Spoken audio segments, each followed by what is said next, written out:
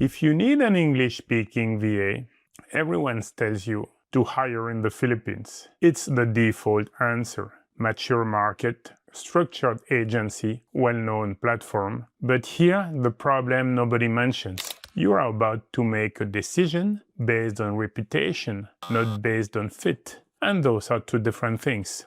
Today, I'm giving you an honest comparison between those two options, not to sell you one country over the other, but to help you choose based on your actual situation.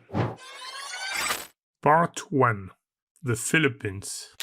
The Philippines market has 20 years of industrialized BPO behind it. Large American companies built call centers there, established processes, and created a service culture deeply oriented toward the English-speaking market. In practice, English is the official language. Professionals are trained in client relations. There are serious agencies and well-supplied platforms. The strengths are real: customer support, appointment setting, e-commerce, admin tasks in English. For US or Australian-facing business, it's often the right call. Pricing sits between $1,000 and $2,000 a month, depending on experience, and even less for beginners or low-level tasks. But here's what the promotional content doesn't tell you. The market has matured, and loyalties has declined with it. The people we hired 15 years ago stayed. Some are still with us today. The ones hired over the last 5 years tend to leave quickly.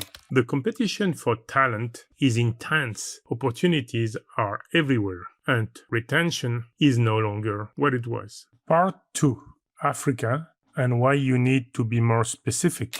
When people say Africa, they are compressing an entire continent into a single label, and that label is completely useless when you're trying to make a hiring decision, because Africa is not one talent pool, it's dozens, and depending on what you need, the right answer is completely different country. Let me give you the honest breakdown based on where we actually work, not on what sounds good on a YouTube video. For French-speaking businesses, European entrepreneurs, Francophone Canada, French-speaking countries, we work primarily in Madagascar. It's a French-speaking country with a serious work culture. Competitive rates between $1,000 and $1,500 a month, or less for beginners or low-level tasks, and something that has become genuinely rare in this industry: loyalty.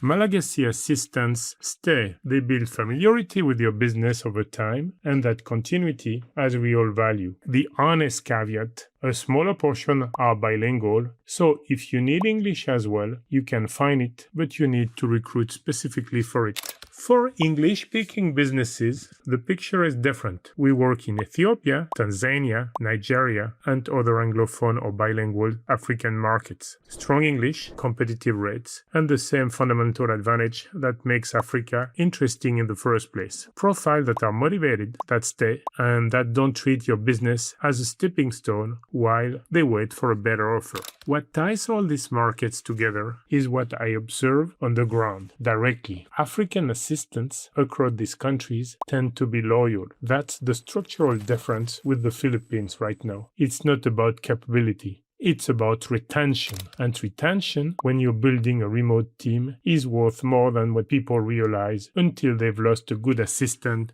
6 months in. The honest counterpoint, and you'll see it in Madagascar especially, is sometimes a certain slowness in execution. That gets fixed with clear processes, good supervision, well-defined KPIs, and serious onboarding. It's a management variable, not a fatal flaw. That's precisely why I built VAV. We recruit and place virtual assistants across Africa, Francophone profiles from Madagascar, English-speaking profiles from Ethiopia, Tanzania, Nigeria, and beyond, for entrepreneurs in Europe, North America, and Australia. Over 250 active assistants today. If you want to delegate without spending weeks sorting out through candidates, the link is in the description. Part 3. The direct comparison.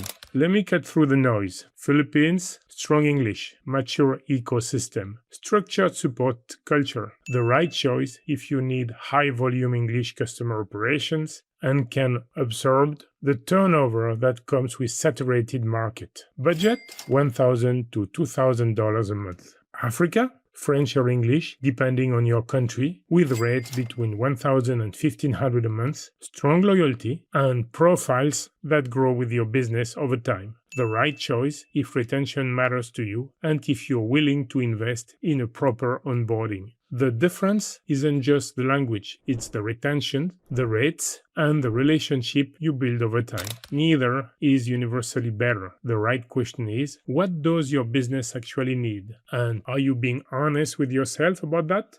Conclusion.